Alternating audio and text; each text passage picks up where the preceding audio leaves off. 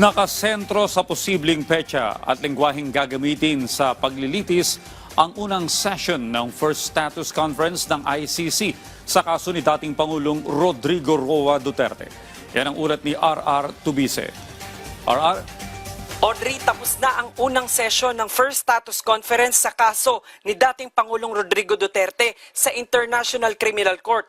Pinakatinutukan sa unang bahagi ng pagdinig ang posibleng petsa sa pagsisimula ng trial. Ang prosecution, iminungkahing magsimula ito sa November 30, habang ang ICC Registry mas gustong sa January 2027 dahil kailangan pa umano ng panahon para sa interpretation.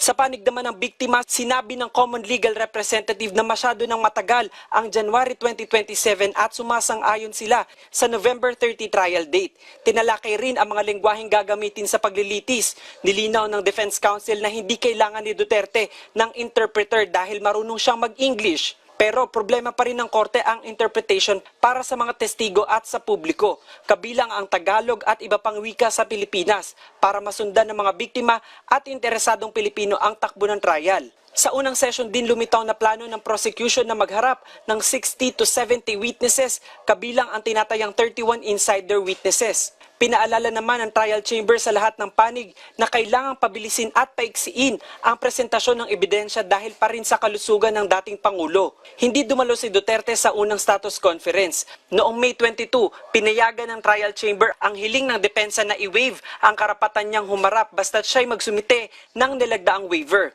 Noong May 25, formal na isinumite ni Lead Counsel Peter Haynes ang signed waiver ng dating Pangulo. Nagsimula ang pagdinig sa pagpapakilala ng mga panig. Ang prosecution, ang bagong defense team sa pangunguna ni Haynes kasama si Kate Gibson at ang common legal representatives ng mga biktima sa pangunguna ni Paulina Masida at Joel Butuyan. Isinasagawa ngayon ang ikalawang session kung saan inaasahang itutuloy ang pagtalakay sa disclosure, trial preparation at iba pang procedural matters bago ang aktwal na paglilitis. Audrey?